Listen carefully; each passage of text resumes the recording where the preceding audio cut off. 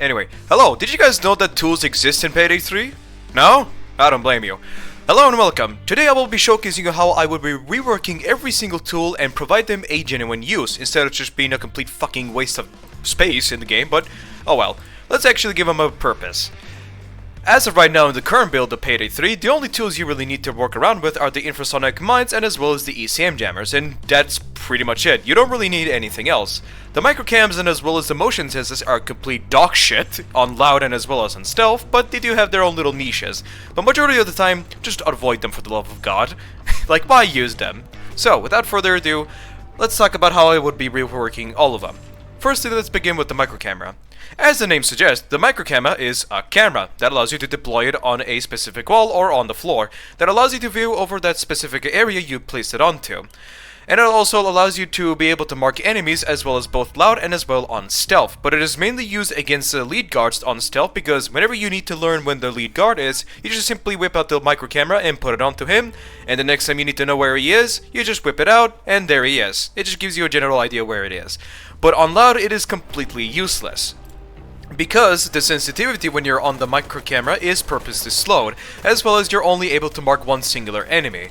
But you might be thinking, why can't I just bring in the strategist skill line? Well, sure, that could work, but keep in mind that you're practically just stuck in standing still, and most likely get shot by every single enemy in every direction.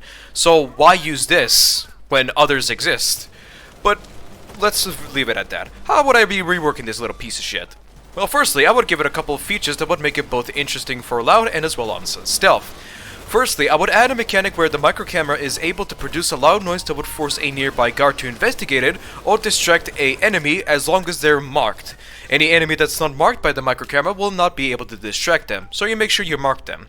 On stealth, this will be very effective because if there's that one specific guard that likes to stay around a specific area a lot of the time, then you can use the microcamera as a way to distract them. But keep in mind, you can't distract them for more than 2 times, so you gotta be very careful with it. On loud, any marked enemy would be completely distracted by it and will try to investigate it essentially, and will just sort of stay close to the microcamera until the loud noise completely stops. This allows you to distract bulldozers, cloakers, and other special enemies that you're not really particularly ready fighting, unless you need some bit of time to deal with them. Another thing I would add to the microcamera is make it where it allows you to mark up to 3 enemies without any sort of strategic skill line, and grabbing the strategic skill line will allow you to mark up to 5 enemies. Another thing I would make is make the sensitivity reduction to be completely removed, and any sort of delay when it comes to marking enemies to be completely removed. For some of you that don't know, if you have the strategic skill line, where you constantly can spam like multiple enemies within a short duration, the microcamera does not allow you to do that because there's like a few second delay before you're able to mark another enemy. So having that to be completely removed would make the microcamera have a genuine use. Next up is providing a couple of buffs and other quality of life changes. Any enemy that is marked from the microcamera will be marked by a bright green outline. Enemies with marked with the green outline will take 20% more damage from every player, as well as do 20% less damage towards the players. And any enemy marked by the microcamera will have their outlines to be last by 20% longer. Strategic skill line, every single one of them will work alongside with the microcamera as well. One thing to note is if you regain a microcamera in any way possible, which I will mention later down the line, and then you try to place it down and use it, the first ever microcamera you placed will be completely deactivated and cannot be obtained. What I mean by this is, say you place the 3 microcameras and you're able to get yourself a 4th one. And if you place down the 4th one, then the first one you ever placed will be completely deactivated and unable to be used. But you might think that all these changes isn't it overpowered? No, because firstly you have to be standing still to open your phone and have access to the microcameras. Secondly, you're completely oblivious to what is exactly happening around you. So if any enemy decides to rush you, then you will be in a vulnerable position and take a shitloads of damage. Basically, the enemies will bunk your ass against the concrete floor. So that's pretty much all I can say. I don't know if they have anything else to say about it other than providing a few changes here and there that would make it actually genuinely effective. But would this make it overpowered? Yeah, I highly doubt it, because you're standing still and you're oblivious to what's going around you, so I highly doubt it. But regardless, let's go to the motion sensors.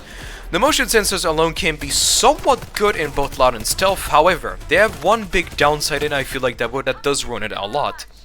And that is the fact that it can only mark up to 15 enemies and then it completely shuts itself down entirely. Basically, it just kills itself. That's it. That's all I can pretty much say. The motion sensors are pretty good for both loud and stealth, like I previously said. For stealth, it is good whenever there's like a large group of guards as well as civilians in a specific room. Or it can also be used on loud to give you some sort of information whether or not a group of officers pass through a corridor, or to give you information where a specific enemy spawned in. That's pretty much it. But like I said, once they mark up to 15 enemies, it completely shuts itself down and just becomes non-existent. So let's give this a useless piece of shit and a genuine use. During stealth, it can mark up to 20 people, and once it has scanned at least 20 people, the motion sensor will go on a cooldown 1 minute and 30 seconds. However, during loud, it also functions the same way, but the cooldown will be increased upwards to 2 minutes. Any enemy marked by the motion sensor will have their outlines to be marked by a very bright blue color. This is distinctly different than the dark blue color that showcases you when a civilian or a guard is freed by the hostage rescue team. Enemies that are marked by the motion sensor will deal 10% less damage as well as take 10% more damage by the player, plus any sort of strategic skill line will work alongside the motion sensor. Enemies that are marked by the motion sensor during loud or stealth will have their movement speed to be reduced by 10%. This is just basically an entry denial type of tool that prevents enemies from rushing you, or as well as a way to prevent them to flank you. This is especially good against cloakers because if they start charging at you, it gives you enough time to actually run away from them because of the reduced movement speed. Well, if I gain a new motion sensor, what will exactly happen to the previous ones? Well, I'm thinking of making it where you can have upwards to 5 motion sensors deployed by you, essentially. But you might think that, isn't that going to be a little bit overpowered where I could just cover the whole map in motion sensors? Well, yes, that would be overpowered, but I'm sort of thinking of adding where there's like a limit to how much you can actually place. Like example being, the micro cameras, like I said, you can only have 3, and if you place down the 4th one, the first one will be completely destroyed. And this is also the same case with the motion sensors. I'm thinking of having a limit of 5 motion sensors, and if you try to place a 6th one, then the first one you have ever placed will be completely destroyed. And that's pretty much all I can say. Next on the list are the ECM Jammers. The current build of PayDay 3, the ECM Jammers are pretty good at the moment as they can be used for both stealth and loud. For stealth, it can be mainly used as a way to disable a camera directly with the cam distortion skill. On loud, it can also be used with the scrambler skill line that allows you to either stun enemies or find techies and other special enemies much more easily. But I decided to give it a couple of buffs here and there mostly on loud, but I will give it a quality of life change on stealth. But let's get into it. For stealth, I decided to simply give out a timer when someone is calling the cops, or time you have left to answer the pager when an ECM jammer is active. And that's pretty much it. I don't think I really need to say anything else about this. But I did add a lot for loud, so be ready for this one. Firstly, whenever assault ends and you're in a phase to trade hostages for resources, you can actually use the ECM jammer to slow down the timer before the assault begins for 5%. And allows you to see the timer before the assault completely starts. How would the 5% the timer slow down work? I have no idea. I'm just tossing random numbers out of my ass, so enjoy. This does not affect the phase at which you can trade hostages for dealing the assault. It only affects for whenever you need to trade hostages for resources. Secondly, is using an ECM jammer while the FBI van has arrived prevents the FBI van's buffing effect to be completely ignored, or well, it completely stops it until the ECM jammer stops entirely.